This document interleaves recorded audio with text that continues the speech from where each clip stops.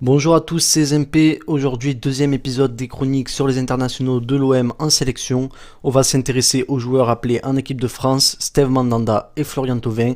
Ont-ils une chance de jouer le mondial? Quel sera leur rôle dans cette équipe? On voit ça tout de suite, mais avant, petite mention à 3 autres joueurs appelés dans différentes catégories de jeunes qu'on n'abordera pas dans cette série parce qu'il y a beaucoup à dire sur beaucoup de joueurs en équipe A. Mais bravo quand même à eux. Maxime Lopez, appelé en équipe de France U21, Boubacar Kamara, appelé en équipe de France U19 et Youssouf Sarri, appelé en équipe de Turquie U21. Alors, venons-en maintenant à Steve Mandanda, notre gardien emblématique qui a porté le brassard de capitaine à une reprise en équipe de France et compte 26 sélections depuis 2008. D'abord en concurrence avec un Grégory Coupé en fin de carrière internationale après son départ à Atletico qu'il va écarter, Mandanda va croiser le fer de notre lyonnais Hugo Lloris avec qui il va partager équitablement le temps de jeu jusqu'en 2010, où pour le mondial, Domenech lui préfère le lyonnais. La hiérarchie sera respectée par la suite et l'est aujourd'hui encore puisque Lloris est le gardien qui compte le plus de sélections avec l'équipe de France et est titulaire indiscutable depuis de nombreuses années. S'il est plutôt acquis que le rôle de numéro 1 de Lloris ne sera pas perturbé par Mandanda pour le prochain mondial, Steve s'avère être un numéro 2 de qualité et un leader naturel de vestiaire pouvant répondre présent en cas de blessure ou suspension de notre titulaire. Rôle qu'il remplit très bien depuis plusieurs années et qu'il assurera encore très certainement pour le mondial en Russie. Venons-en maintenant à un cas plus complexe, celui de Florian Thauvin.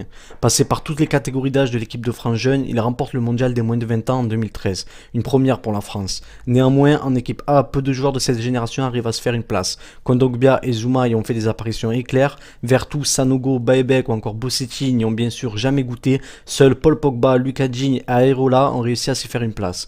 Souvent dans les listes ou pré-listes pour les matchs amicaux depuis la saison dernière, Thauvin a eu la chance de prendre part à quelques minutes de jeu, mais cela montre que Deschamps est attentif et intéressé par le joueur. En effet, sur les ailes de l'équipe de France, son profil est plutôt atypique, capable de prendre la profondeur, d'éliminer ou de repiquer pour décrocher une frappe lointaine et débloquer une situation, il est également capable de multiplier les efforts défensifs. Et c'est là que réside sa force, Deschamps étant friand de joueurs offensifs qui participent à la récupération du ballon, ainsi que statistiques élogieuses en club, car pour le reste, de nombreux joueurs ont beaucoup d'avance sur lui.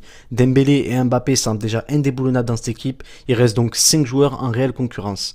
Payet et Lemar sont des joueurs plutôt dans un registre ou avec un statut différent, qu'on imagine mal en concurrence avec Thauvin, mais plutôt entre eux. Ceci dit, ils prennent une place dans le groupe en étant sélectionnés. Le choix se portera donc sans doute entre Coman, Martial, Fekir et Thauvin.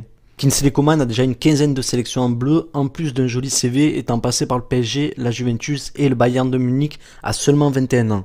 Il compte 17 matchs en Ligue des Champions assez récemment et a participé à l'Euro, une expérience du très haut niveau que ne négligera sûrement pas Deschamps au moment de faire sa liste.